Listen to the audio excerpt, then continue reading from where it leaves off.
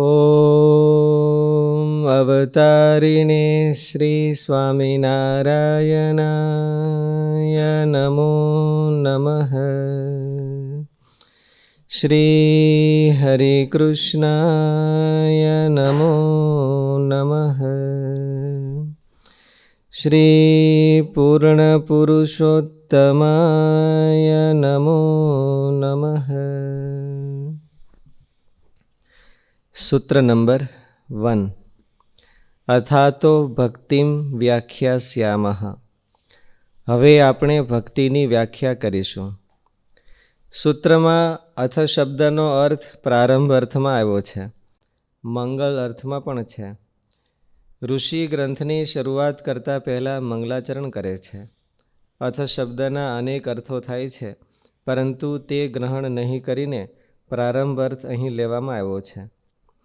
અથ શબ્દનો અર્થ અનંતર એવો થાય છે, જેનો સીધો અર્થ અમુક કાર્ય અથવા અમુક યોગ્યતા પૂર્ણ કર્યા પછી આ કાર્યની શરૂઆત કરવી જોઈએ, જેને શાસ્ત્રમાં પૂર્વ નિયત વૃત્તિ કહેવામાં આવે છે. એવો અર્થ પૂર્વ નિયત વૃત્તિ એટલે આની પહેલા આ હોવું જ જોઈએ, એને પૂર્વ નિયત વૃત્તિ કહેવાય. આની પહેલા આ હોવું જોઈએ, એટલું કરી લીધા પછી આની શરૂઆત કરવાની. 12મું ધોરણ પાસ કર્યા પછી કોલેજમાં એડમિશન મળે, એને પૂર્વ નિયત વૃત્તિ કહેવાય. 12મું ધોરણ પાસ ન કર્યું હોય, ભલે ગમે એવો હોશિયાર હોય, એને એડમિશન ન મળે. એવી રીતે ભક્તિ કરવા પહેલાંની કાંઈ શરતો છે એની ચર્ચા કરી. ભક્તિ કર્યા પહેલાં એટલું તો એને કરી લેવું જોઈએ, એવું કાંઈ શરત હોય તો એની ચર્ચા અતઃનો અર્થ એવો થાય. જેનો સીધો અર્થ અમુક કાર્ય અથવા અમુક યોગ્યતા પૂર્ણ કર્યા પછી આ કાર્યની શરૂઆત કરવી જોઈએ, જેને શાસ્ત્રમાં પૂર્વ નિયત વૃત્તિ કહેવામાં આવે છે. એવો અર્થ અહીં લેવામાં આવ્યો નથી. હમણાં આપણે વાત થતી હતી ને કે ભાઈ એક વિદ્યાર્થીને આઈએએસની પરીક્ષા આપી છે, તો એને ગ્રેજ્યુએશન કમ્પલસરી કરવું જ પડે. ગ્રેજ્યુએશન કર્યા વિના હોશિયાર હોય ને 12મા ધોરણથી સીધું કે મારે આઈએએસ કરવું છે તો થાય નહીં. નિયમ છે, પૂર્વ વૃત્તાંત કહેવાય.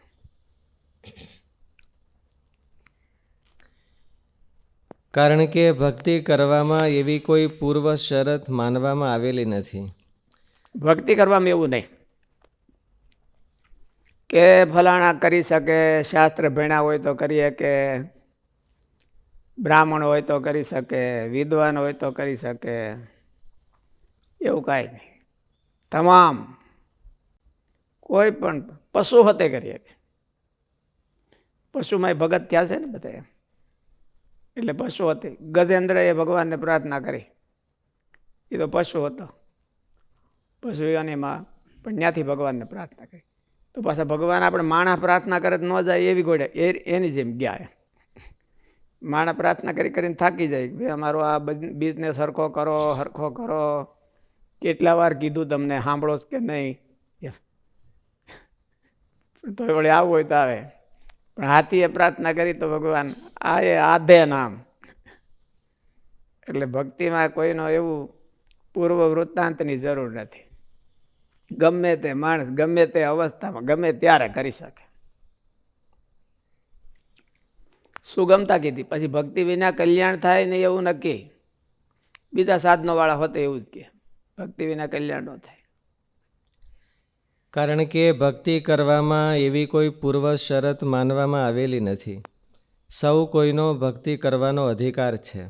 બ્રાહ્મણ હોય તે જ ભક્તિ કરી શકે, અથવા ત્યાગી હોય તે જ ભક્તિ કરી શકે, અથવા ભક્તિ તો બાઈઓને જ કરવાની હોય એવો કોઈ નિર્દેશ નથી. લોકમાં એવું હોય ને, એ બાઈ માણસો ઘરે રાખે, ભાઈડા કોઈ ભક્તિ કરે ને, અમે તો ભાઈડા કહેવાય ને, એટલે ભક્તિ ન કરવાની હોય ભાઈડાઓને. એને બધા હલેડા મારવાના હોય નવરાત થાય તો, પણ ભક્તિ નહીં કરવાની.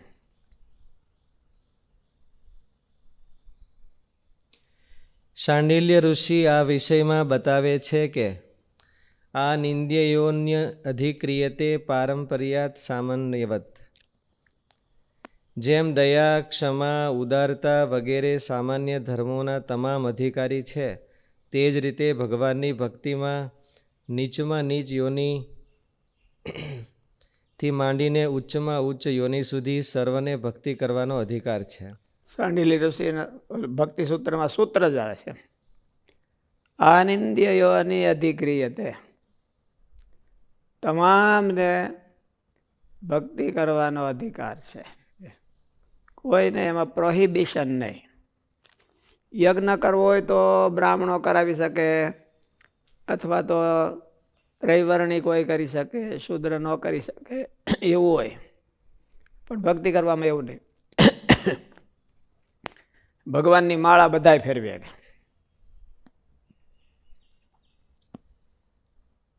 હીન જાતિ હોય, પાપી હોય કે પશુ પક્ષી હોય, તે પણ ભક્તિ કરી શકે છે, જેનું વર્ણન શાસ્ત્રમાં આવે છે. સૂત પુરાણી વર્ણશંકર જાતિના હતા. શબરી ભીલ જાતિની હતી. ગજેન્દ્ર પશુ યોનિમાં હતા. કાક, ભૂષંડી, ગરુડજી, જટાયુ વગેરે પક્ષી યોનિ હતા. એ તો પક્ષી યોનિમાં હતા. એમાં વળી કાક, ભૂષંડી તો પક્ષીઓમાં પણ બધામાં નીચા કહેવાય. સૂત પુરાણી બધી જ્ઞાતિઓમાં પણ નીચા કહેવાય. તો પણ એની ભક્તિ ભગવાને બહુ સારી માની. કાકભૂષણડી પાસે ગરુડજી સાંભળવા આવે, અને સૂત પુરાણી પાસે શૌનકાદિક ઋષિઓ બધાય શુદ્ધ બ્રાહ્મણ એ બધાય સાંભળવા આવે. ભક્તિમાં કોઈનો ઈજારો નથી કે મોટા માણસને આવે ને નાના માણસને ન આવે, અથવા તો નાના માણસને આવે ને મોટા માણસને ન આવે, એવું કોઈનો ઈજારો નહીં. કરે એને આવે, ન કરે ન આવે. હનુમાનજી વાનર યોનિમાં હતા. જાંબુવાન રીંછ યોનિમાં હતા. નારદજી દેવ યોનિ છે. તુંબરુ કિન્નર યોનિ છે. શેષજી સર્પ જાતિના છે. માટે ભક્તિ કેવા ખીજાળ હોય લ્યો, તો એ ભગત હારા. સર્પ જાતિમાં જ ભગત થવું એટલે ભગવાને ઉદાહરણ કેવા બધાય સ્થાપન કરી દીધા છે કે ભક્તિમાં કોઈને પ્રોહિબિશન નહીં, કોઈ પૂર્વ શરત નહીં. જ્યારે શરૂ કરવી હોય ત્યારે કરી શકાય. ગર્ભમાંથી સેટ શરૂ કરી શકાય. પ્રહલાદજીએ ગર્ભમાંથી ભગવાનની ભક્તિ શરૂ કરી. મોટા થાય ત્યાર પછી આપણે આ કોઈક સાધુ થવા આવે તો એમ કે ને બાપાની બધા, તું મોટો થઈ જા, કમસે કમ ગ્રેજ્યુએટ થઈ જા, ક્યાંક સમજણો થા, પછી ભગતી કરે. એમ સારી વાત છે. માટે ભક્તિ કરવામાં જાતિ પાતિ કાંઈ જોવામાં આવતું નથી. ભગવાન તેની કોઈ અપેક્ષા રાખતા નથી. કેવળ તીવ્ર ઈચ્છા થવી જોઈએ. ત્યારે ઈચ્છા યદ આહાર યદા પ્રવર્જયત, યદા વિરજ્ય તદા વિરજ્યત તદ આહાર એવું પ્રવજ્યત. યદ આહાર વિરજ્યત તદ આહાર એવું પ્રવજ્યત. જેદી વૈરાગ થયો એટલે ખંભે પૂજાને થયેલો નાખી નીકળવું પડું. પછી વાટ બહુ ન જવાય, નકર પછી ક્યારેક એ સારો વિચાર હોય એ વયા જતા હોય છે, એક ધારા ટકે નહીં. સારો વિચાર આવ્યો હોય એને વધાવી અને સ્થિર કરી દેવો આપણા હૃદયમાં, તો અને સ્ટાર્ટ કરી દેવો, તો પછી કામ કરતો થઈ જાય. હું હમણાં કરે તો વિચાર વયો જાય પાછો. ત્યારે શંકા કરવામાં આવે છે કે જાતિ વગેરે ભલે ભક્તિમાં કોઈ પ્રયોજક ન હોય, પૂર્વ શરતમાં કારણ ન હોય, પણ જીવે પોતે કરેલા પૂર્વકર્મ તો ભક્તિમાં પૂર્વ કારણ બની શકે છે. એવું તો થઈ શકે. પૂર્વકર્મનો તો આપણા જીવનમાં ઘણો રોલ હોય છે, તો એ ભક્તિમાં રોલ હોય કે નહીં એનો, તો શું કરવું? આપણા પૂર્વકર્મ બહુ જ ઓપોઝિટ હોય ભક્તિ કરવાથી, તો પછી ભક્તિ કરી શકાય કે નહીં? કમસે કમ એ તો હરખા હોવા જોઈએ ને. તો એની એ ના પાડી. પૂર્વકર્મ ઓપોઝિટ હોય તોય ભક્તિ કરી શકે. પૂર્વકર્મ ભક્તિ કરવા માંડી ને એટલે ઈશાનમાં બેસી જાય, ત્યાં સુધી ન બતાવે. ભક્તિ ન કરી તો પછી કાન મળે આપણો. તો આપણે ક્યારેક ભક્તિ કરતા હોય ગમે ઈ, તો ત્યાં વચમાં બીજા સંકલ્પ થાય એ આપણા પૂર્વકર્મ એટલે એ તો આપણે કરવા હોય એટલે થાય છે, એવું મહારાજે વતનવટમાં કીધું. આપણે ભગવાનની ભક્તિ કરતા હોઈએ અને બીજા સંકલ્પ થાય તો એ આને કરવા હોય છે એટલે એવું થાય છે. જો એના જીવમાં ન ગમે તો ન થાય.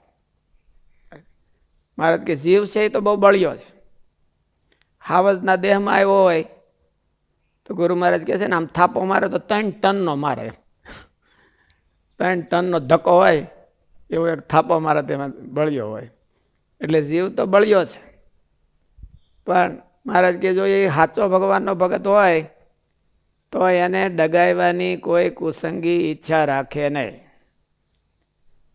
નબળો હબળો હોય તો એને ચારે બાજુ બધા ચોંટી પડે. પેલા તારું આમ થઈ ગયું, કંઠી બાંધી તેદુનું આમ થઈ ગયું, તું સાધુ પાસે બેહવા જાશો તેદુનું આમ થઈ ગયું, અને તું આમ કરે છે તેથી ઓલું કરવા માંડ્યો, માળા ફેરવા માંડ્યો તેદુનું આમ થઈ ગયું. એ નબળા હબળા બધું એવું કરવા માંડે. જો જેનો જીવ બળ્યો હોય તો એને ઇન્દ્રિય અંતઃકરણે આડા ફરે નહીં. પૂર્વના સંસ્કાર પણ આડા ન ફરે. પૂર્વના કર્મ, પોતાના કર્મ કર્યા હોય. સંતોએ કેવી પ્રાર્થના કરી છે, પાપ કર્યા તે આડા આવે જ્યારે પીડવા, મોહન તે થકી મુકાવજો રે. ક્યારેક નડે તો ભગવાનને પ્રાર્થના કરવાની, પણ એમાં આપણો જીવ ભળેલો હોય તો થાય, નહીં તો જો એને ન ગમતો હોય તો ન થાય. કારણ કે પૂર્વના સંસ્કાર જો ન હોય તો ભક્તિ થઈ શકતી નથી, અને પૂર્વના સંસ્કાર હોય તો ભક્તિ થાય છે. માટે અથ શબ્દનો તે કર્મો આપણે પૂર્વના સંસ્કાર ન હોય તો પછી ભક્તિ કરવાનું માંડી વાળવું એવું ન હોય. પૂર્વના સંસ્કાર ન હોય તો આ જન્મ મેં કરવાના, મને કરવા. એટલે ગુણાતીતાનંદ સ્વામી કે આજ કર્યું એ કાલનું પૂર્વકર્મ થઈ જાય, આવતીકાલે પૂર્વકર્મ. કારણ કે પૂર્વના સંસ્કાર જો ન હોય તો ભક્તિ થઈ શકતી નથી, અને પૂર્વના સંસ્કાર હોય તો ભક્તિ થાય છે. માટે અથ શબ્દનો તે કર્મો પછી એવો આનંતર્ય અર્થ લેવો તો એ વાત સાચી નથી. પુણ્યનું ફળ સ્વર્ગ છે, પાપનું ફળ નરક પ્રાપ્તિ છે. ભક્તિ કોઈ કર્મનું ફળ ન હોઈ શકે. કોઈ પણ પ્રકારના કર્મનું, મિશ્ર કર્મનું, પુણ્ય કર્મનું, પાપ કર્મનું, એના બધા એના રસ્તા અને એના નિર્ણયો શાસ્ત્રમાં એવા આપી દીધું નોખા નોખા. બહુ જ જાજુ પુણ્ય કરે તો સીધો સ્વર્ગમાં જાય, એનાથી જાજુ પુણ્ય કરે તો ઇન્દ્ર થઈ જાય, અને બહુ જાજુ પાપ કરે તો સીધો નરકમાં જાય. થોડુંક ઓછું કર્યું હોય તો ફરતો ફરતો જાય ખરો. એટલે અને મિશ્ર કર્મ કરે તો આ લોકમાં આટા મારે. પણ કોઈ કર્મનું ફળ ભક્તિ હોય એવું બતાવ્યું નથી. તો એ વાત સાચી ભક્તિ નથી. શેનું ફળ ગણવું?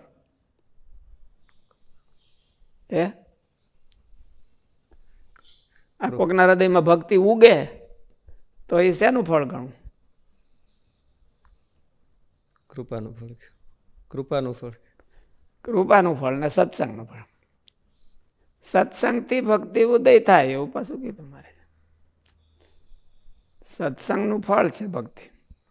એટલે ન્યથાયાંતિ વિદોપ્યધા. ભક્તિ અને સત્સંગ વિના વિદ્વાન હોય તો પણ અધોગતિને પામે છે. એટલે સત્સંગ છે એનું ફળ પાછું ભગવાનની ભક્તિ કીધી છે, જો હરખો સત્સંગ થાય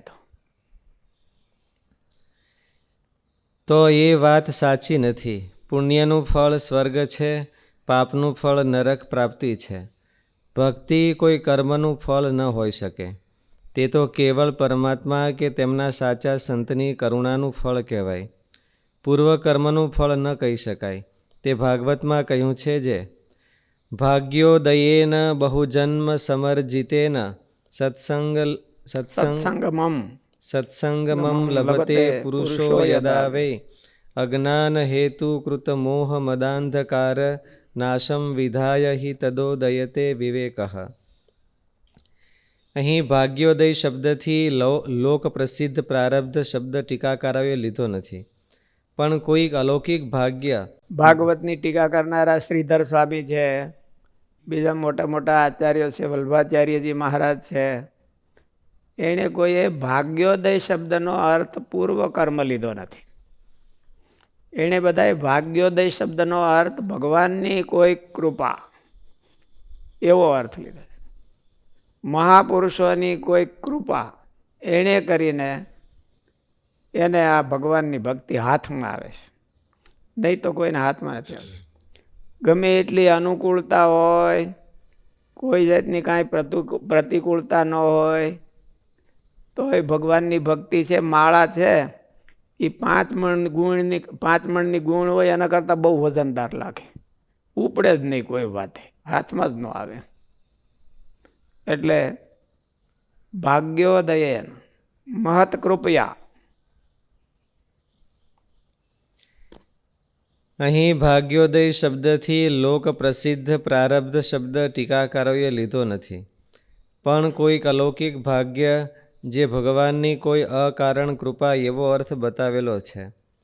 તેથી પૂર્વજન્મના સત્કર્મોથી ભક્તિ અવશ્ય ઉત્પન્ન થાય જ તેવી કોઈ ચોક્કસતા હોતી નથી. મહારાજે પણ વચનામૃતમાં પૂર્વકર્મને સત્કર્મોની ચોક્કસતા એ છે કે એને સ્વર્ગમાં પુગાડે. પુણ્ય કર્મની ચોક્કસતા એ કે સ્વર્ગમાં ગમે એમ કરીને પુગાડે. પણ પુણ્ય કર્મની એવી ચોક્કસતા નથી કે એને હાથમાં ભક્તિ પકડાવી દે. એટલે ભક્તિ પકડવા માટે તો પોતાના હૃદયની તીવ્ર ઈચ્છા અને સત્સંગ એ 2 છે, એ હોય તો ભક્તિ પકડાય છે. એટલે બીજી કોઈ એવી પૂર્વ શરત નથી કે પૂર્વે સારા પુણ્ય કર્મ કર્યા હોય તો એને ભક્તિ થાય. લોકમાં કહેવાય ખરા કે એ બહુ પુણ્યશાળી છે એટલે એને ભક્તિ કરે છે, એવું લોકમાં કહેવાય. એ બીજું હાથમાં કાંઈ નથી આવતું એટલે પુણ્ય કહી નાખે છે. તેથી પૂર્વજન્મના સત્કર્મોથી ભક્તિ અવશ્ય ઉત્પન્ન થાય જ તેવી કોઈ ચોક્કસતા હોતી નથી. મહારાજે પણ વચનામૃતમાં પૂર્વકર્મને મહત્વ નથી આપ્યું, પણ સત્સંગને મહત્વ આપ્યું છે. સત્પુરુષના પ્રશ્ન કર્યો છે કે પ્રશ્ન શું છે પ્રથમના 78માં? દેશ કાળ ક્રિયા સંગ, દેશ કાળ ક્રિયા સંગ, મંત્ર, દેવતાનું ધ્યાન, દીક્ષા અને શાસ્ત્ર. એ જેમ 8 સારા હોય તો પુરુષની બુદ્ધિ નિર્મળ થાય છે, અને 8 ભૂંડા હોય તો પુરુષની બુદ્ધિ ભ્રષ્ટ થાય છે. માટે 8માં પૂર્વ સંસ્કાર કર્મ, પૂર્વ કર્મનો કાંઈ રોલ છે કે નહીં? આ બધા 8 છે, એમાં પૂર્વ કર્મનો કાંઈ રોલ છે કે નહીં? એટલે સંતોએ જવાબ એવો આપ્યો કે મારા પૂર્વ કર્મનો રોલ છે. પૂર્વ કર્મ સારા હોય તો સારા દેશમાં જન્મ આવે. પૂર્વ કર્મ સારા હોય તો સારો એમ કે ઓલું થાય, એ બધા દેશકાળ ક્રિયા એવું થાય. મહારાજે હાવ એને કાઢી નાખ્યું તો એ બહુ મગજ લડાવવા જેવું છે, એમ કે લગાડવા જેવું છે એમાં. તો પૂર્વ કર્મ સારા હોય તો સારા દેશમાં જન્મ આવે એ ખોટું છે કે સાચું છે? સાચું છે. તો પછી મહારાજે કેમ કાઢી નાખ્યું? જીવ નાદાર ન થઈ જાય એટલે, જીવ નાદારી ન નોંધાવે એટલા માટે. કે નાદારી નોંધાવવાનું પણ હોય તો કેવું જ પડે ને. નાદારી નોંધાવે કે ન નોંધાવે તો મહારાજ અમુકના આમ ગડબડ ગોટા વાળે છે ઉછ્યું. હોય તો કેવું જ પડે કે ભાઈ આટલો આનો રોલ છે, 5% એનો રોલ છે ને 95% ઓલાનો રોલ છે, એવું તો કેવું પડે ને. તો પૂર્વકર્મ એમાં દેશનો રોલ, પૂર્વકર્મ દેશમાં દેશ પ્રાપ્તિમાં પૂર્વકર્મનો રોલ જાતિમાં પૂર્વ કર્મનો રોલ કીધો મારે. શ્રી કૃષ્ણ ભગવાને એવું કીધું કે ચાતુર્વર્ણ્યમ ચાતુર્વર્ણ્યમ મયા સૃષ્ટમ ગુણ કર્મ વિભાગ તસ્ય કર્તારમપી મામ વિદ્ય કર્તારમ અવ્યય. 4 વર્ણમાં કયા વર્ણમાં જન્મ આવવો એ ભગવાન એના પૂર્વ કર્મને અનુસારે નક્કી કરે. પછી ક્યાં આશ્રમમાં લઈ જાવો એવું નહીં. આશ્રમ છે એ જીવની બુદ્ધિથી પોતાનો નિર્ણય છે કે મારે ગ્રહસ્થાશ્રમમાં જ રહેવું કે મારે ત્યાગાશ્રમમાં રહેવું. એમાં પૂર્વ કર્મનો રોલ કાંઈ નહીં. પૂર્વ કર્મનો અટકાવ પણ કાંઈ નહીં. પૂર્વકર્મ ઓલા ખરાબ હોય તો આને અટકાવી રાખે, ભાઈ અમે જઈ ત્યાં સુધી તું સાધુ થઈ ન હોય કે હો ભાઈ તારા કર્મો તો બધા બહુ ભયંકર છે એટલે તું સાધુ નહીં થઈ શકે. એવું ન કરી શકે. તું પૂર્વકર્મ તારા ઓલા બહુ છે અને ગયા વખતે તે નકરા કુંડાળા જ વાળ્યા છે એટલે તું આ વખતે ગ્રહસ્થ નહીં થઈ શકે. એવું પાછું હોય. ઘણા વાંઢા રખડતા જ છે. એટલે ગમે એમ આટા મારે તો નથી મેળ ખાતો, તો એ પાછું પૂર્વકર્મ હોય. એમાં પાછું કાંઈ કોઈ બધું ઓલું કોઈ રોલ નહીં કાંઈ. અટાણે ગામડે ગામડે એ પૂર્વકર્મ વધી ગયા છે એટલે એમાં પાછો પૂર્વકર્મનો રોલ હોય. પણ આ સાધુ થવું કે સંન્યાસી થવું એમાં પૂર્વકર્મનો રોલ નહીં. આશ્રમમાં પૂર્વકર્મનો રોલ નહીં. જાતિમાં પૂર્વકર્મનો રોલ. અને મહારાજે તો એ કીધું ને આ પૂર્વકર્મનો રોલ દેશમાં નહીં. આ જે બધા અમેરિકા ગયા એના કર્મમાં જેવું લખ્યું છે ને કે આ બધા અમેરિકા જાય અને ઓલું અમેરિકાની એમ્બેસીનો કાંઈ રોલ નહીં. કારણ કર્મમાં જ લખ્યું સીધે સીધા પ્લેનમાં વ્યા જાય, અમેરિકાની એમ્બેસીને ટપી જાય એમ એવું લખ્યું છે. તો એને ભાગ કહેવાય કે શું કહેવાય? પૂર્વકર્મ કહેવાય કે શું કહેવાય? જગતના માર્ગમાં પૂર્વકર્મ અને ભગવાનના માર્ગમાં પૂર્વકર્મ નહીં. પણ એ તો જગતનો જ માર્ગ છે. જગતનો માર્ગ છે તોય. એટલે દેશમાં જન્મ આવે એ પૂર્વકર્મને આધીન હોય, પછી ત્યાં જ રોકાવું એવું પૂર્વકર્મ નહીં. એ બુદ્ધિના નિર્ણય ઉપર હોય છે. એટલે પોતાના ગામમાં જ બંધાઈ રહે તો એ પૂર્વકર્મ ન કહેવાય. એની બુદ્ધિની મંદતા કહેવાય, પુરુષાર્થની મંદતા કહેવાય. એમાં પૂર્વકર્મનો રોલ ન કહેવાય. એક જગ્યાએ જન્મ આવે એ દેશ બરાબર એનો લખ્યો છે, એ પૂર્વકર્મના આધીન લખ્યો. પણ પછી ન્યા રોકાઈ જવું એવો પૂર્વકર્મ એમાં 50-50 હશે, નહીં તો એવું થોડુંક દેખાય છે. એમાં પૂર્વકર્મનો રોલ નહીં હોય. એટલે દેશનું બંધન એટલા માટે જ ભગવાને એવું કીધું, શાસ્ત્રમાં એવું કીધું કે દેશમાં બંધાય ન રહેવું. ભગવાનનો જ્યાં અવતાર થયો હોય ત્યાં આપણે જઈને આપણું કલ્યાણ કરવું. ભગવાન થોડા આપણે માટે એ તો એનો અવતાર કાર્ય કરવા આવ્યો હોય તો કેટલા લાખો માણસોને સત્સંગ કરાવવા માટે આવ્યા હોય ભગવાન, તો એ આપણા હાટું કંઈ આપણે ઘરે થોડા આવે? આપણે બહુ પુણ્યનો ઢગલો હોય તોય ન આવે. ભગવાન કાંઈ કોઈ એક જણાના પુણ્યના ઢગલાથી આપણી પાસે આવે નહીં. પોતાનું કાર્ય પોતાનું મિશન ને પોતાનું ગોલ બદલાવે નહીં. પોતાનું મિશન કાર્ય છે એ ન બદલાય. એટલે એનો અર્થ એવો થયો કે ભગવાનનું જે મિશન કાર્ય, દાખલા તરીકે મહારાજે પૃથ્વી ઉપર આવ્યા અને મહારાજે નક્કી કર્યું કે મારે અહીંથી એકાંતિક ધર્મનું પ્રવૃત્તિ કરવી છે, તો ગઢડા મહારાજ રહ્યા. અને કોઈક બહુ પુણ્યશાળી પુણ્યનો ઢગલો હોય અને એ ક્યાંક બીજે ખૂણે ખાતરે પડ્યો હોય, અહીં તામિલનાડુમાં કે કેરળ કે આપણે તેલંગાનામાં એ તેલંગાનામાં હા તો એનું શું થાય? એ મુમુક્ષુ હોય બહુ અને પુણ્યનો ઢગલો હોય તો ભગવાન ન્યા આવે? ભગવાન ન્યા ન આવે. એણે ગમે તે દેશ છોડી અને ભગવાન પાસે જાવ.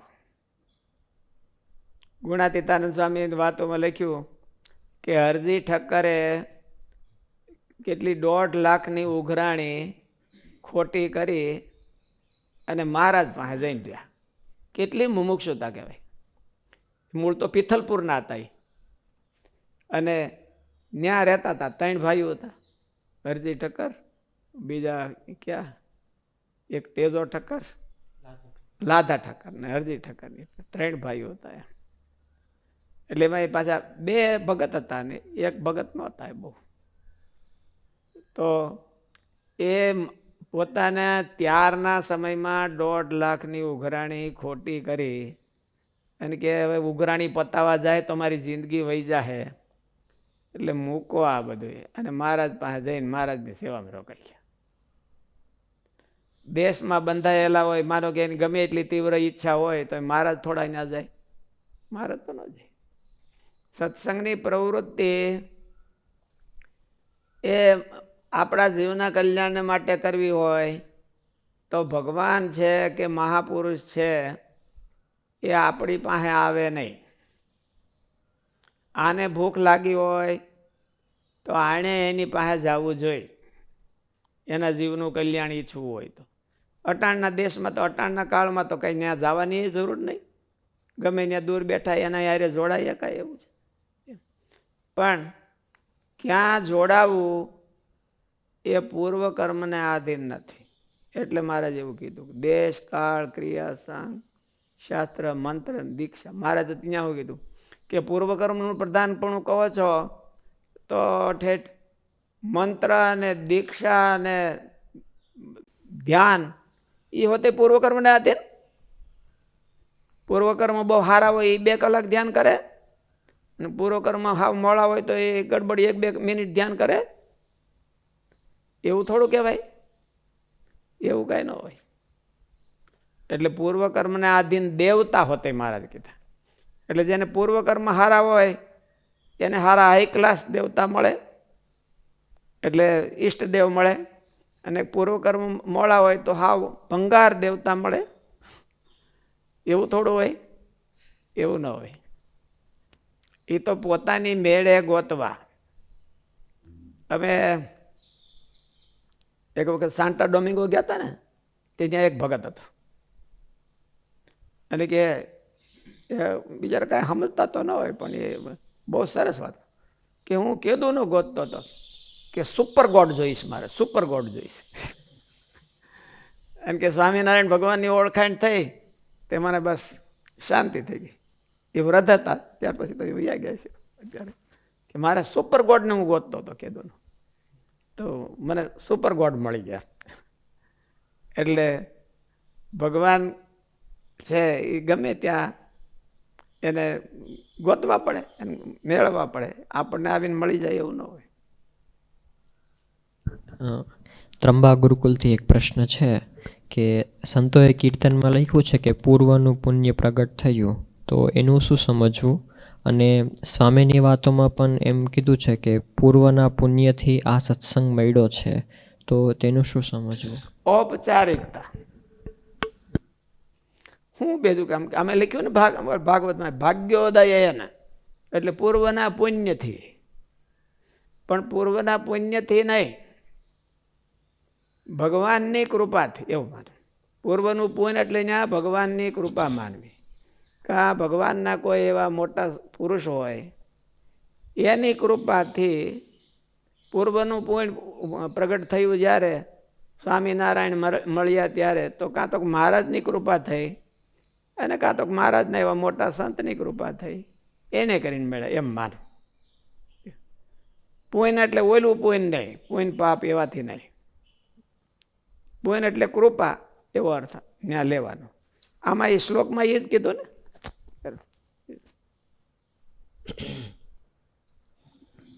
સ્વામી, હા, મહારાજે વચનામૃતમાં એવું કીધું કે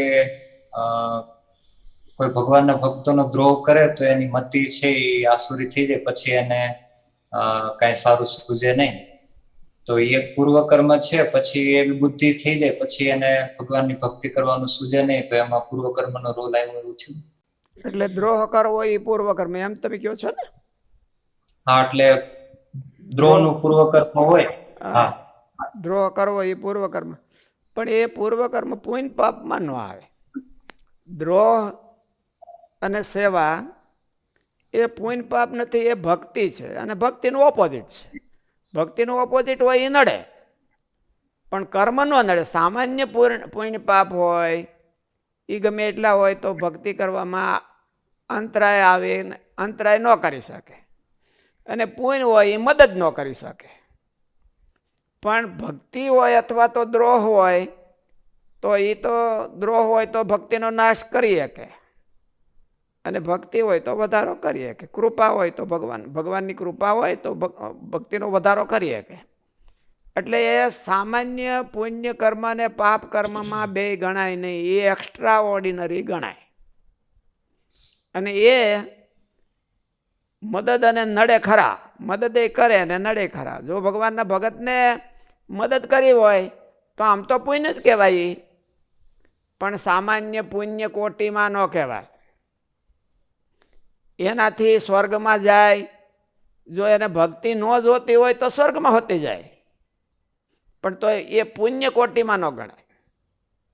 એ કૃપા અને અકૃપા, કૃપા અને દ્રોહ એમાં ગણાય. તો કૃપા અને દ્રોહથી તો ભક્તિ ઉત્પન્ન થાય છે, અને દ્રોહથી નાશ થઈ જાય છે, એમાં કાંઈ ના નથી. તેથી પૂર્વજન્મના સત્કર્મોથી ભક્તિ અવશ્ય બધી જગ્યાએ શાસ્ત્રમાં ને લોકમાં પુણ્યથી ભક્તિ થઈ, પુણ્યથી ભક્તિ થઈ એમ કહેવામાં જ આવે છે. પણ શાસ્ત્રકારોનું કહેવાનું એમ છે કે જે ભક્તિ થાય એ પુણ્ય એટલે કૃપા, એ પુણ્ય એટલે સ્વર્ગમાં લઈ જનારું એ પુણ્ય નહીં. ભલે શબ્દો એના એ વપરાતા હોય તો પણ એને આમ સમજવું એમ. અને રિયાલિટી છે કે આવી રીતે છે. તેથી પૂર્વજન્મના સત્કર્મોથી ભક્તિ અવશ્ય ઉત્પન્ન થાય જ તેવી કોઈ ચોક્કસતા હોતી નથી. મહારાજે પણ વચનામૃતમાં પૂર્વકર્મને મહત્ત્વ નથી આપ્યું, પણ સત્સંગને મહત્ત્વ આપ્યું છે.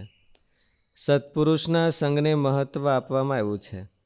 પૂર્વકર્મથી તો મારવાડમાં ઘણા પુણ્યશાળી રાજા થઈ ગયા છે. મહારાજે વચનામૃતમાં લખ્યું ને કે અતિ પુણ્યશાળી રાજાઓ બધા થઈ ગયા, એને લઈને દેશ પોતાનો ગુણ બદલે નહીં. હાથ ઊંડા પાણી છે એ ઉપર ન આવે. રાજાને પૂછે કંઈ એવી રીતે એકલા પૂઈને આવી ન જાય, એ પાણી એમનામ જ રહે. પાણી જોતું હોય તો ગંગાને કાંઠે પીઓ જાવ, ઉપર ને ઉપર પાણી. એમ ભગવાનની ભક્તિ જોતી હોય તો ભગવાન પાસે પીઓ જાવ. પૂર્વકર્મથી તો મારવાડમાં ઘણા પુણ્યશાળી રાજા થઈ ગયા છે, પણ બધા ભક્ત થઈ જતા નથી. એ તો એવો વિશેષ યોગ ન થાય તો સારા પૂર્વકર્મવાળા પણ જન્મ મરણના ચક્કરમાં ઘણા ચાલ્યા જાય છે. અતિ ઉત્કૃષ્ટ પુણ્ય હોય અને ભગવાનના ભક્તનો જોગ ન થાય અને નબળો જોગ થઈ ગયો હોય તો જંતર વગાડતો વગાડતો જાય, નરકમાં જાય. અને પાપી જેવો દેખાતો હોય, પૂર્વકર્મ નબળા હોય, પણ જો એને થોડીક ભાવના હોય ને ભગવાનના ભગતનો જોગ થઈ જાય તો મહારાજે ગુણાતીતાનંદ સ્વામીની વાતોમાં એક આવી ક્યાંક વાત લખી છે ને, વાસના બળવાન હોય અને રુચિ સારી હોય તો અંતે રુચિ સહાય કરે છે. રુચિનો અર્થ ત્યાં પણ સત્સંગ જ છે. સત્પુરુષની હારે રુચિ હોય કે મહારાજની હારે રુચિ મેળ ખાતો હોય તો એને રુચિ કીધી છે. એટલે વાસના બળવાન હોય અને રુચિ સારી હોય તો વાસનાને મુકાવી અને ભગવાન પાસે લઈ જાય. અને રુચિ નબળી હોય અને નિર્વાસનિક હોય એવું પણ બને. ભીષ્મ પિતાને શું જોતું હતું? લ્યો કે કાંઈ નથી જોતું. પણ શ્રી કૃષ્ણ ભગવાનને અરે રુચિ મેળવવી એને કઠણ પડી. રુચિ તો કદાચ ને મળતી છે, તોય પણ ભગવાનની પાસે ઊભું રહેવું કઠણ પડ્યું. એટલે ગમતા હોય તો એ રુચિ મેળવી ન કહેવાય, એનો અર્થ તો એવો જ થયો. નકર એના જેવો નિર્વાસનિક પુરુષ કોઈ હતો જ નહીં આખા મહાભારતમાં. બીજું કાંઈ કરતાં કાંઈ જોઈ જ નહીં, કાંઈ કોઈ વસ્તુ ન જોઈ, રાજ ન જોઈ, સત્તા ન જોઈ, કોઈ ભોગ ન જોઈ. તોય રુચિ હારી કરવી એ ઘણું કઠણ પડતું હશે માણસને. પોતાનામાં ઉત્કૃષ્ટ ગુણ હોય પણ ભગવાનની હારે ભગવાનના મહાપુરુષની હારે પોતાની રુચિ મેળવવી એ ટફ હશે. એટલે આપણે તો બીજું તો કંઈ એને કોમેન્ટ્રી ન કરીએ કે, પણ ઇતિહાસ કે એ માનીએ કે ઇતિહાસ એવું કહે છે કે એની હારે રુચિ મેળવી નથી શક્યા તો વયા ગયા, અને રુચિ મેળવી દીધી ને હારા કોક હોય અને એ નબળાની હારે રુચિ મેળવી દે. કર્ણનું પાત્ર છે એ બહુ શુદ્ધ પાત્ર હતું અને બહુ આમ ગુણયલ, બધી વાતે શ્રેષ્ઠ પાત્ર હતું. પણ એણે રુચિ દુર્યોધનની હારે મેળવી, એણે યુધિષ્ઠિરની હારે નહોતી મેળવી. કુંતાનો જ દીકરો હતો અને ગુણિયલ બહુ હતો. પણ એનો અર્થ એવો નથી કે ભાઈ ગુણિયલ હોય એટલે એના હારે ઠેકાણે જ રુચિ મળે. ક્યારેક આમાં હોતે મળે અને એમાં મળી ગયો એટલે ગયો, અધોગતિ થઈ. એટલે ગુણાતીતાનું સ્વામી એવું કીધું કે રુચિ હારી હોય એટલે હારા પુરુષમાં રુચિ હોય અને મળતી હોય અને વાસના બળવાન હોય તો પણ એ વાસના મુકાવી અને ઠેઠ એને ભગવાન પાસે પોગાડે.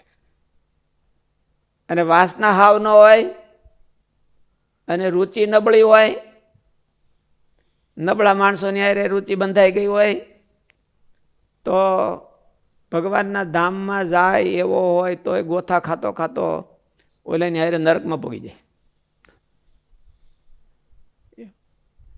એટલે હારી રુચિ બાંધવી ક્યાં બાંધવી? હારી રુચિ કાંઈ પહેલેથી પોતાને હોય જ એવું જરૂર નથી હોતું, પણ કોની હારે આપણે રુચિ બાંધવી એ તો પોતે માણસ નક્કી કરી શકે. અને એમાં મુમુક્ષુતા કાયમ આવે છે. એમાં મુમુક્ષુતાનો રોલ છે, પૂર્વ કર્મનો અને પુણ્ય કર્મનો રોલ નથી. કોઈ સત્પુરુષ સાથે રુચિ બાંધવી, તો રુચિ બાંધવી એટલે તેના સાથે હેત કરવું એ જ કે એ જ પોતાની રુચિ દબાવવી. આપણને કોઈક આપણી રુચિ છે એ બીજી બાજુ ઢળી જતી હોય ત્યાંથી આનો કંટ્રોલ કરવાનો અને આની હારે રુચિ મેળવવાની, અનુવૃત્તિ મેળવવી અને રુચિ મેળવી કહેવાય. અનુવૃત્તિ મેળવવી એનું નામ રુચિ મેળવી કહેવાય. ભગવાન ને ભગવાનના મહાપુરુષ જે દેશમાં હોય અને એમણે જ્યાં કે મિશન ચલાવ્યું હોય ત્યાં મુમુક્ષુએ જવું જોઈએ. તો બધી જગ્યાએથી ત્યાં જ લોકો ભેળા થઈ શકે એવું તો પોસિબલ કેવી રીતે બને? વાંધો નહીં, ભગવાન વ્યવસ્થા કરી દે, પણ એવું થાય નહીં. એ તો મહારાજને ઓલું કીધું હતું ને કે ભાઈ આ તમે બધાને સાધુ કરી દો છો તો આખું જગત સાધુ થઈ જાય તો હાલે કેમ? હરજી ઠક્કર જેવા કેટલા નીકળ્યા મહારાજ આવ્યા અત્યારે. હરજી ઠક્કર પોતાનું ગામ મૂકીને મહારાજ પાસે આવ્યા એવા કેટલા નીકળ્યા? બહુ ઓછા હોય એટલે અઘરું, બહુ ઓછા. હે એટલે અઘરું પડે ને એમ. અઘરું પડે એટલે એમ કે અઘરું તો ભલે પડે, તમે તો શું કહો છો કે ત્યાં બધા ભેળા થઈ જાય તો બહુ કન્જસ્ટેડ થઈ જાય એમ. નહીં બધાને ત્યાં ભેળું થવું એ તો મુશ્કેલ થાય ને. હે બધાને પોતપોતાના દેશમાંથી કે આખા દુનિયામાંથી અહીંયા ભેગું થવું એ તો મુશ્કેલ હોય કે ન હોય, પણ જેને ઓલે મુમુક્ષુતા છે ને ભગવાનમાં પોતાના આત્મકલ્યાણની ઓલું છે તો એ જાય. કઠણ હોય તોય જાય. તો જે અહીંયા ન આવે એનું કલ્યાણ ન થાય વર્થ. ન આવે એનું કલ્યાણ ન થાય કે થાય એની વાત નથી, જાય એનું કલ્યાણ થાય. ન આવે એનું શું થાય એ તો પછી જે થતો હોય થાય. એમ કે કદાચ ત્યાં બેઠો બેઠો ભક્તિ કરે તો એ થઈ જાય, એમ કે ન થાય એવું તો ન થાય. પણ આને મળીને જે થાય એવું તો ન જ થાય. આને મળીને જે એવું થાય, મહારાજને મળીને દાખલા તરીકે અરજી ઠક્કર છે એ ત્યાં મુમુક્ષુ તો હોય તો જ આવી રીતે કરી શકે.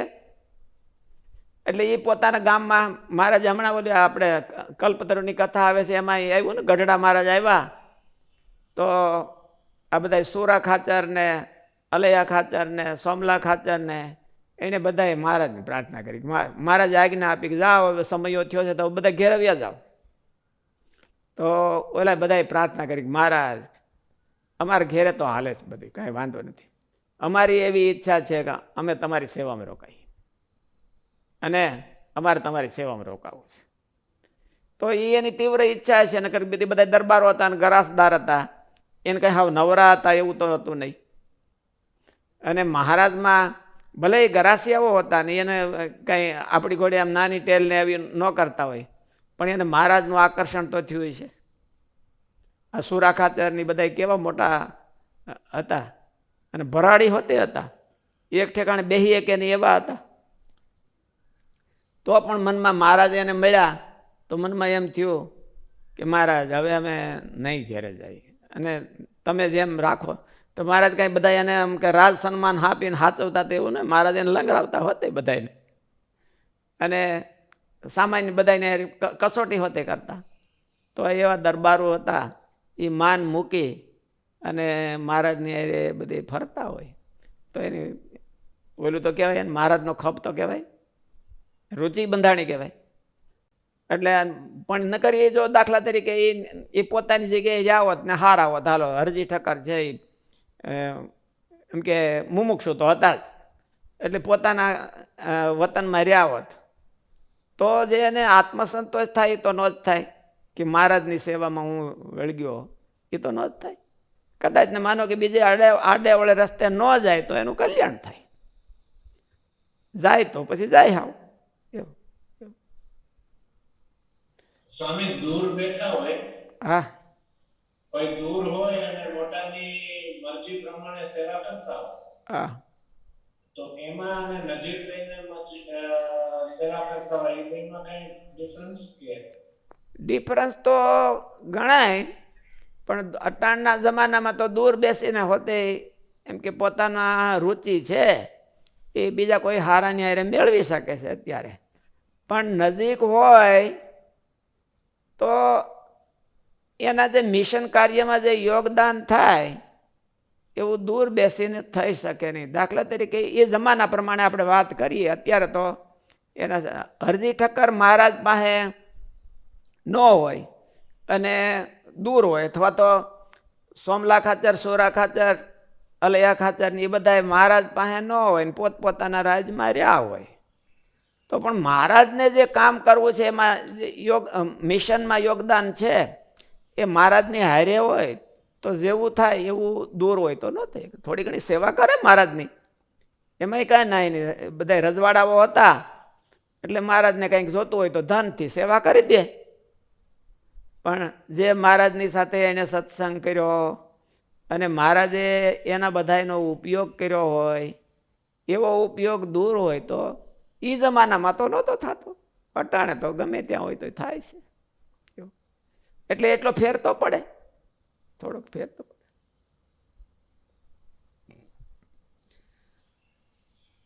પૂર્વજન્મના સત્કર્મો ભલે ભક્તિમાં પૂર્વવર્તી કારણરૂપ ન બનતા હોય, પણ વર્તમાન જન્મમાં તો સત્કર્મો પૂર્વવર્તી કારણ તરીકે જરૂરી છે એવું માનવું પડશે. આ બધી માન્યતાઓ છે, જો માન્યતાઓને બ્રેક કરવા માટેની છે આ બધી. કે હાલો પૂર્વજન્મના સંસ્કાર છે એ મદદ નથી કરતા, પણ આ જન્મના હોય એ તો એ ભક્તિ જેને છે એ હાવ એકદમ નિર્બંધ છે, એને કોઈ નડી નથી શકતો. આ જન્મના દુષ્કર્મો પણ એને નડતા નથી. ભક્તિ હાજર્યા પછી નહીં હોય, ભક્તિની સ્ટાર્ટ કર્યા પહેલાના પૂર્વ વૃત્તાંત છે ને અહીંયા. અતઃ શબ્દથી પૂર્વ વૃત્તાંત છે. ભક્તિનું પૂર્વ વૃત્તાંત કેવું હોવું જોઈએ? એટલે ભક્તિનું પૂર્વ વૃત્તાંત છે એ પૂર્વના સંસ્કાર, આગલા જન્મના હારા સંસ્કાર હોવા જોઈએ. એવી માન્યતા હોય તો એ સાચી નથી. આગલા જન્મના સંસ્કાર હારા ન હોય તો કાંઈ વાંધો નહીં, પણ આ જન્મના તો હારા હોવા જોઈએ. એવી માન્યતાથી પણ અટકી રહેવું એ બરાબર નથી.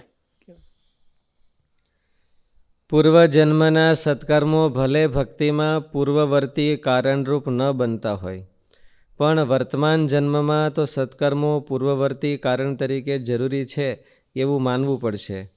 તો તે વિષયમાં કહેવામાં આવે છે કે આ જન્મમાં પણ કોઈ સત્કર્મ સદાચરણ ન કર્યું હોય તો પણ તેના હૃદયમાં ભક્તિ રોકાઈ જતી નથી. તેના હૃદયમાં ભક્તિ ઉદય થઈ શકે છે તેવું શાસ્ત્રો બતાવે છે. એના હૃદયમાં જો જાગે બર્નિંગ ડિઝાયર અને એણે ગમે એવા કામ કર્યા હોય તો એ કર્મો એના હૃદયમાં ભક્તિને ઉગતા રોકી ન શકે. અપિ ચેત સુદુરાચારો ભજતે મામ અનન્ય ભાગ સાધુરેવ સ મંતવ્યો સમ્યક વ્યવસિતો હિ સહ. વાલીઓ લૂંટારો, અંગુલિમાન, જોબન પગી, મુંજો સુરુ, માનભા વગેરેએ આ જન્મમાં ઘણા પાપ કર્યા હતા. એવા પણ શ્રેષ્ઠ ભક્ત થઈ શક્યા છે. કેવા શ્રેષ્ઠ ભક્તો છે મહારાજ ભક્ત? તો આ જોબન પગી છે લ્યો, મહારાજના ચરણની રજ ખૂટી ગઈ તો એનું શરીર છે એ પૂરું થઈ ગયું, કે શરીર પડી ગયું કે હવે આ જોબન નહીં જીવી શકે એવા. અને પાપના પહાડ કહેવાય. તો પણ આ જન્મના જ સંસ્કારો હતા, આ જન્મના કોઈ સારા સંસ્કારો હતા નહીં, તો પણ એને એવી ભક્તિ ઉદય થઈ. મહારાજ એને વશ થઈ ગયા હતા, એવી ભક્તિ ઉદય થઈ અને ખરેખરના ભગત થયા. ત્યારે શંકા કરવામાં આવે છે કે શું? નિર્ભય સ્વામીનો પ્રશ્ન છે. હે?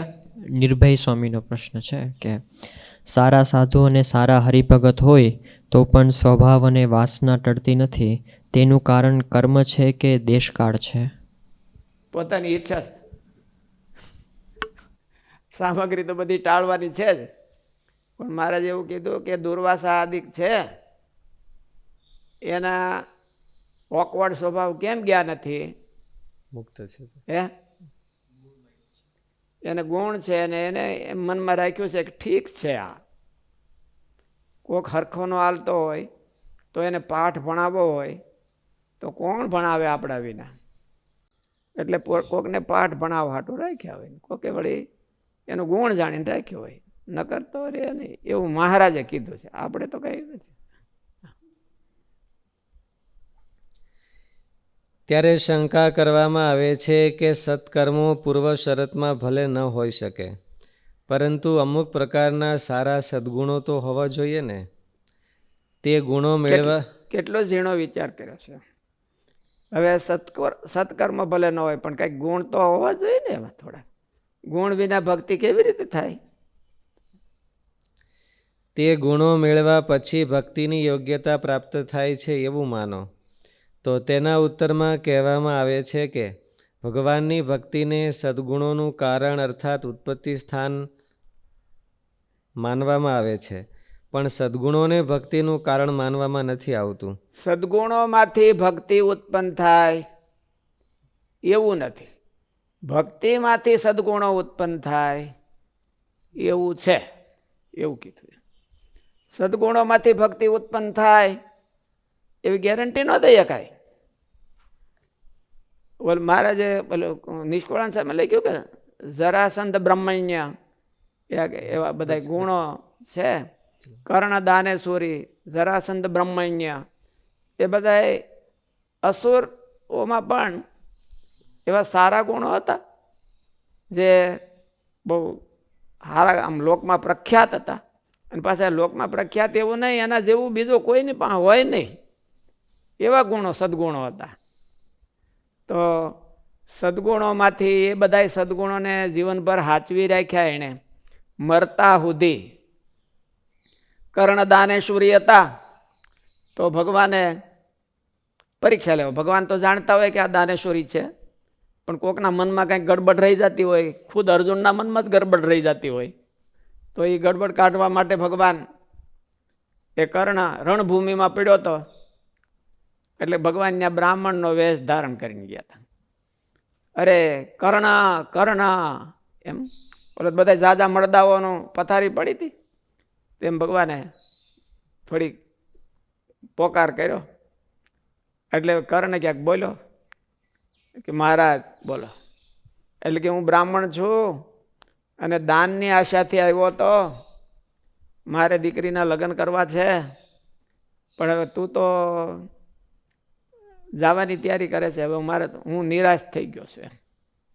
એટલે કર્ણ કે મહારાજ નિરાશ ન થાવ, ઊભા રહ્યો. પણ કે તારી પાસે શું છે તો દાન દઈશ. કે છે કે મારા દાંતમાં હોનાની રેખું છે, એ તમે કાઢ લો અને તમારું કામ પતાવો. પણ કે એ તો કે પાછા બ્રાહ્મણે ખરાબ ફાટે છે, એટલે તો કે એ તો મેં મજૂરી કરી કહેવાય, હું કાઢીને લઈ જાઉં તો મજૂરી કરી કહેવાય, તે દીધું તો ન કહેવાય. લે તો કર્ણ ઊભો થઈ રહ્યો. એક કરો મહારાજ, મારે તો હાલી એકાતું તો નથી, પણ એકાદો પાણો મને આપો ને તો હું કાઢીને દઉં. એટલે કે એ મજૂરી જ કહેવાય. એટલે પછી કર્ણ ઢળડાતો પરાયણે પાણા પાસે ગયો અને કાઢીને દીધી અને ભગવાનને દીધી. એટલે ભગવાને એ બતાવ્યું કે જો આનું નામ દાન ગુણ કહેવાય, આને દાનેશ્વરી કહેવાય. તો એ રિયલ હતો, દાનેશ્વરી હતો જ, પણ એ દાનેશ્વરીમાંથી ભક્તિ ઉદય થઈ નહીં. ભક્તિમાંથી દાનેશ્વરીતા ઉદય થાય.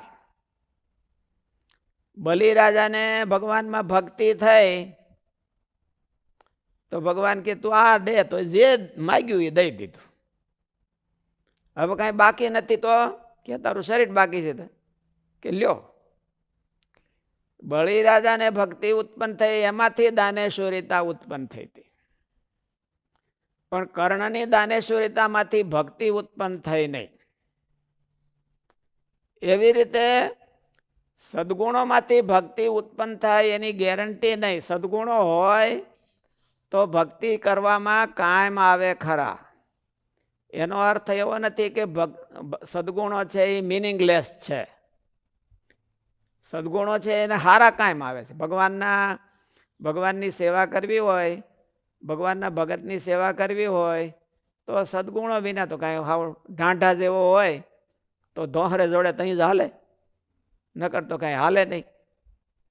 એટલે સદગુણો એ ભક્તિમાં કાયમ આવે છે, પણ સદગુણો ગેરંટી આપી ન કે સદગુણોમાંથી ભક્તિ ઉત્પન્ન થાય જ. અને સાચી ભક્તિ હોય તો ગેરંટી કે એમાંથી ભગવાનમાં જોઈએ અને હેત હોય. તો મહારાજે કીધું કે સ્વરૂપ નિષ્ઠા હોય તો ધર્મ નિષ્ઠા આવે. 39 ગુણ છે એ ભગવાનમાં રહ્યા છે, એ ભક્તમાં હતા. એને નિશ્ચય હોય પાકો અને ભક્તિ સાચી હોય તો આવવો જ જોઈએ. નથી આવતા ભગત બધા બહુ કજાડા હોય છે, એ તો વળી એ ભગતને એ જાણે પોતે કે હું કેવો ભગત છું યાર. નકર મોટે ભાગે આવવો જોઈએ. એનું હૃદય ભગવાન જેવું સોફ્ટ થવું જોઈએ અને ભગવાનના ગુણો હોતે એમાં આવવો જોઈએ. સહજાનંદ સ્વામી મહારાજની જય. શ્રીપતિ.